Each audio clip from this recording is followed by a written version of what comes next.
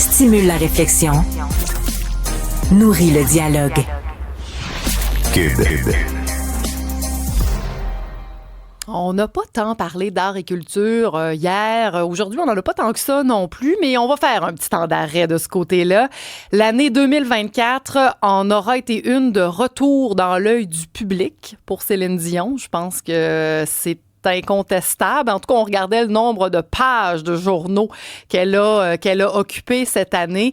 En 2022-23, c'était moins le cas, mais en 2024, très certainement, elle a ébloui le monde entier le 26 juillet dernier. On se souvient, hein, c'était la cérémonie d'ouverture des Jeux olympiques de Paris. Je suis sûre là, que vous revoyez l'image dans votre tête là, d'une Céline juchée presque au sommet de la Tour Eiffel. Mais souvenez-vous qu'à peine quelques semaines, un mois en fait, avant ce 26 juillet-là, ben, la planète fans Céline, la presse aussi, recevait pratiquement un uppercut avec la sortie de ce documentaire I Am Celine Dion. En voici d'ailleurs un court extrait de la bande-annonce. My voice is the conductor of my life. When your voice brings you joy. I get wings to fly. Ah, voilà les garçons. Je t'aime. You're the best of yourself. I need my instrument. Celine. 911, what's your emergency? Have been diagnosed with a very rare neurological disorder, and I wasn't ready to say anything before. Pour poser le regard sur cette année, je dirais en dents de scie, hein, de la diva québécoise maintenant installée aux États-Unis, on a fait appel à Geneviève Borne. Salut Geneviève! Bonjour! Geneviève, je sais pas si tu connais Céline autant que tu connais Madonna, mais on le sait que tu es aux premières loges de sa carrière depuis le début. Commençons par ce documentaire. Tu l'as vu, Geneviève? L'as-tu vu dans la salle lors de la projection de presse à Montréal? Oui, honnêtement, c'était... vous avez parlé d'un uppercut. C'est vraiment ça. On a été soufflés parce que c'est un documentaire qui, premièrement, revisite la carrière de Céline aussi. Donc, on voit les sommets qu'elle a atteints dans sa carrière. Ce qui est vraiment touchant aussi, c'est qu'on la voit au quotidien avec ses enfants. On voit des images qu'on n'a jamais vues. On comprend dans quel environnement elle vit au quotidien. Et là, dans le fond, tout ce qu'elle avait dit avant sur son syndrome de la personne raide, on le comprend parce que finalement, il y a des crises de spasmes qui arrivent et on se sent complètement impuissant dans la salle à regarder ça. Elle est en souffrance, c'est des spasmes musculaires violents, paralysants. Et comme on a vu dans la bande-annonce, au point où elle s'est retrouvée à l'hôpital d'urgence. Mais en plus, c'est que dans une des crises très graves, il y a, on a presque le sentiment qu'elle va y passer. Qu'elle va y passer devant nos yeux. Et c'était tellement violent et troublant qu'il y a même 2 personnes dans la salle qui ont ressenti un malaise. Puis je suis certaine qu'il y en a plusieurs qui étaient sur le bord du malaise, mais il y a vraiment 2 personnes dans la salle, à la Place des Arts, qui ont eu besoin d'assistance, de soins, parce que c'était trop... c'était extrêmement troublant. Puis, oui, c'était très chargé à recevoir. Geneviève, je suis quand même curieuse de ton analyse.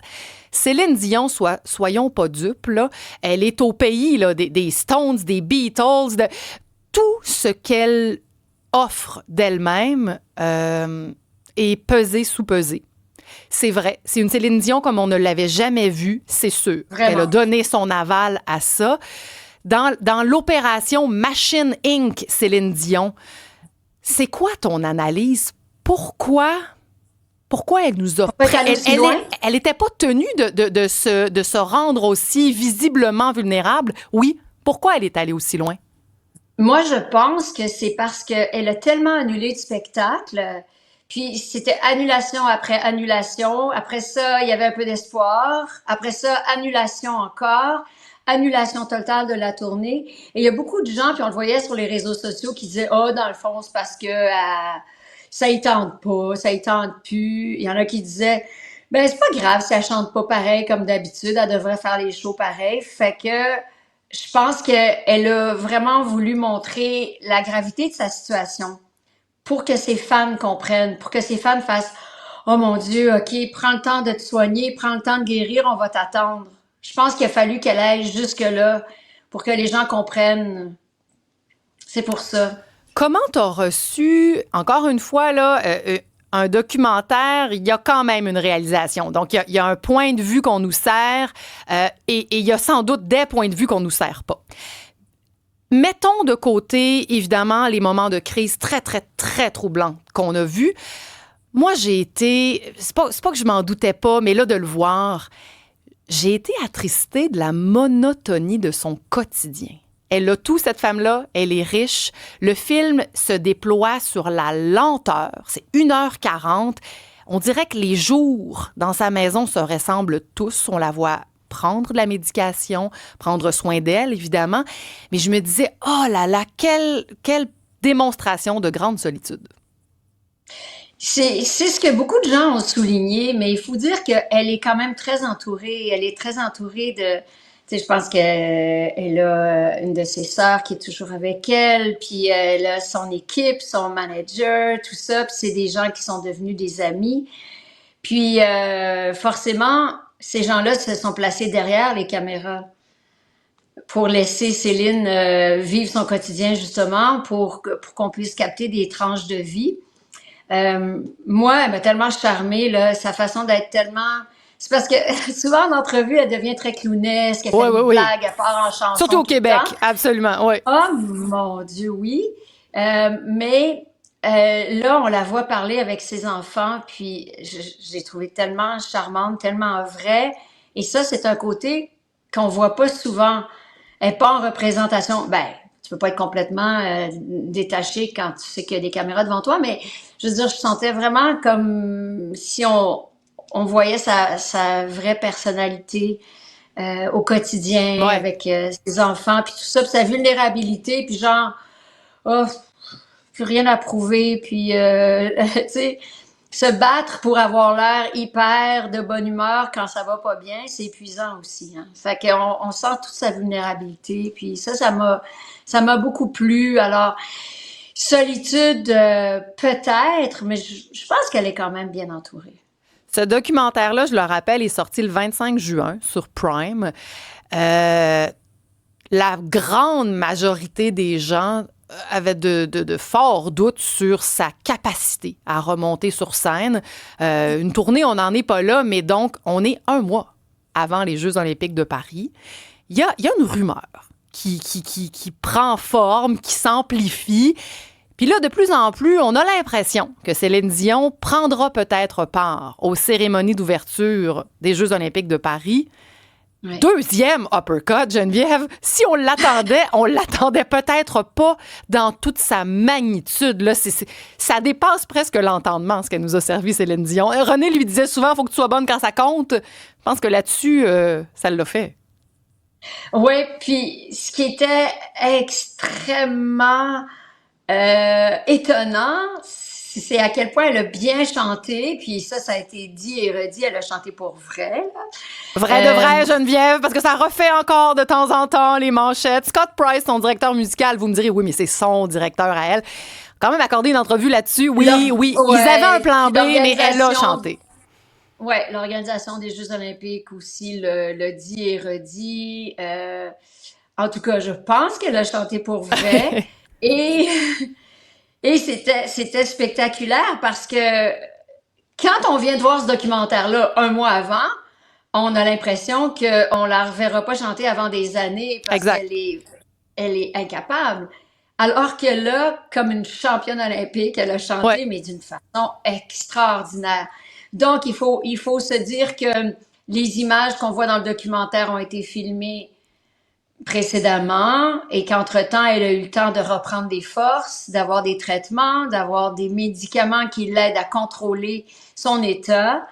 Et c'est pour ça qu'elle a été capable de chanter comme ça. Puis, non seulement elle a chanté aux Jeux olympiques, mais là, bon, les rumeurs vont bon train pour qu'elle puisse remonter sur scène, peut-être en 2026.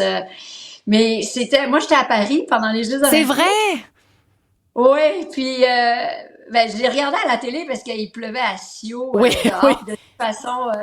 De toute façon, si tu vas sur le bord de la scène pendant la cérémonie, tu vas voir juste ce qui se passe devant toi. Moi, oui, tu avais de meilleurs angles à la télé, oui. Puis pour la petite anecdote, là, Céline Dion, elle a la fibre dramatique. Hein. Elle aime ça. C'est pas pour rien que son idole, c'est Maria Callas. Et a été annoncé, ils ont fait une répétition générale à 2h du matin, évidemment, la veille de sa prestation. Il pleuvait déjà. Et Céline a dit à l'équipe autour d'elle, bien sérieuse, j'espère qu'il va pleuvoir encore plus. Au moment où je m'exécuterai, elle dit « ça va être si beau à la télévision ». Donc, quand on parle du sens du spectacle, et c'est ça, de tout mais son c'est vrai genre. que ça ajoute une dimension encore plus dramatique. Puis, et moi, j'étais avec des amis québécois, puis là, je regardais ça à la télé.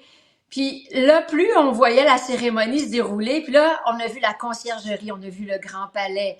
On a vu plein de magnifiques Les Invalides. Ah oui, oui. Et là, je me disais, OK, Céline, elle va être dans Tour Eiffel. Céline va être dans Tour Eiffel, c'est sûr.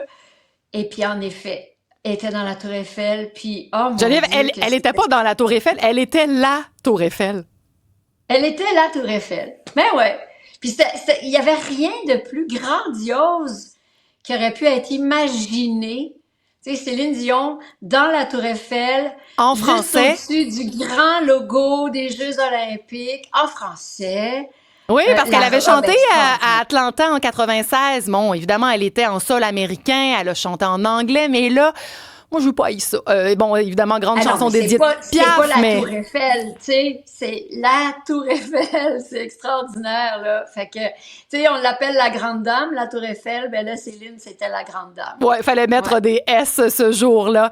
Geneviève, pour nous, c'était un incontournable, Céline Dion, en 2024. Oui, c'est ça, c'est une année un peu en dents de scie, mais bon, pour d'autres raisons que Taylor Swift, mettons, mais elle s'est quand même inscrite dans les palmarès de plusieurs, puis c'est sûr que c'est un peu le brouillard devant. Il n'y a rien qui est officiellement annoncé, mais là, de ce qui se dégage de ton discours, toi, tu la pressens en 2025 sur une scène à quelque part? Peut-être un peu 2025. Sinon, ce qui est écrit partout, c'est 2026. Mais bon, j'ai vu une rumeur qu'il y aurait des dates à Paris en 2025. Mais sinon, ça serait 2026. Mais le monde entier va lui ouvrir les bras, là.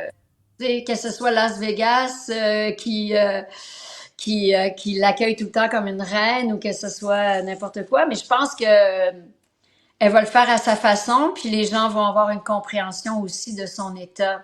Et c'est pour ça qu'elle est allée si loin que ça dans son documentaire. Je suis certaine. Puis vous avez raison de la mettre dans vos personnalités marquantes de l'année parce qu'elle nous a fait vivre des émotions fortes à la fois dans le plus beau et dans le plus dramatique. Oui, tout à fait. Geneviève Borne, animatrice, spécialiste notamment de la scène musicale. Merci Geneviève d'avoir été avec nous ce matin. Ben, bonne journée, puis surtout bonne année. Bonne année, j'aime ça. Vous êtes dans les premières à qui je le souhaite. Bonne année Geneviève. Bye.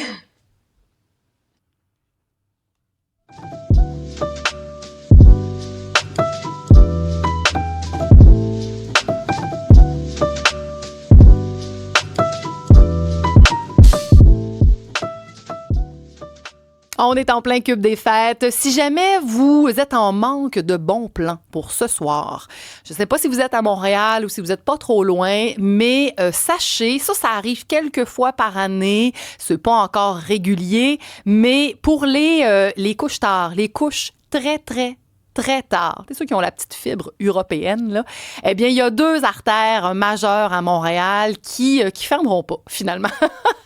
Il y a la rue Sainte-Catherine dans le quartier gay à Montréal et le boulevard Saint-Laurent, la Main, entre Sherbrooke et Saint-Joseph. Bon nombre de bars, de restaurants, de salles de spectacle. En fait, ça, c'est un peu étonnant, mais est libre de son heure de fermeture. Alors, c'est pas tout le monde qui va bénéficier d'heures prolongées, mais personne n'est obligé non plus de fermer à 3 heures, 4 heures, 5 heures. Il paraît que ultimement, là, ça pourrait aller jusqu'à 8 heures. Alors, il y a un avantage à ça, par contre, c'est que, souvenez-vous, à la sortie des bars, évidemment, quand il y a un arrimage, ben il y a bien du monde un petit peu intoxiqués, qui sortent en même temps. C'est un peu plus bruyant, ça, habituellement. Alors là, on a l'impression qu'en égrenant comme ça les heures de fermeture, eh bien, il va peut-être y avoir moins d'attroupement à la sortie. Mais sachez-le, encore une fois, si vous êtes fêtard et que vous aimez vivre la nuit, ben Montréal, il y a un bon plan. On remet aussi, ça avait été, évidemment, freiné par la pandémie, ça avait peiné à revenir. Mais là, on dirait que cette année, c'est une édition, comme on l'a déjà connu, direction Vieux-Port de Montréal. Il y a plein de DJ à l'honneur. Si vous avez envie, là, il fait vraiment pas froid aujourd'hui. Si vous avez envie de crier le décompte en extérieur, ils ont ressorti la gang. Je vais dire des boulamites, là, mais je le dis avec affection. La gang des G-Strings. Oui, DJ Champion sera de l'aventure. La gang d'Alaclaire Ensemble, la gang de Québec, de hip-hop sera là. Le DJ Cri va faire aller les platines, justement, pour nous amener au compte de minuit. Donc, Vieux-Port, il y a des activités à partir de 20h ce soir à Montréal et la STM prolonge son service sur la ligne orange, assurément, et plusieurs lignes de bus aussi. Parce que oui, dans ces grands rassemblements-là, la voiture, bof, c'est plus compliqué qu'autre chose. Donc, voilà quelques plans de sortie pour ce soir. Si vous avez envie de nous écrire, nous appeler 187 Cube Radio. Je m'appelle Marie-Gabrielle Ménard. On est ensemble jusqu'à midi. De l'autre côté de la pause, je m'entretiens avec Eugène Lapierre, monsieur tennis, parce que, alors qu'on vient de parler d'art et de culture, on va parler de sport. Il y a un géant qui a pris sa retraite cette année. On va parler de Rafael Nadal.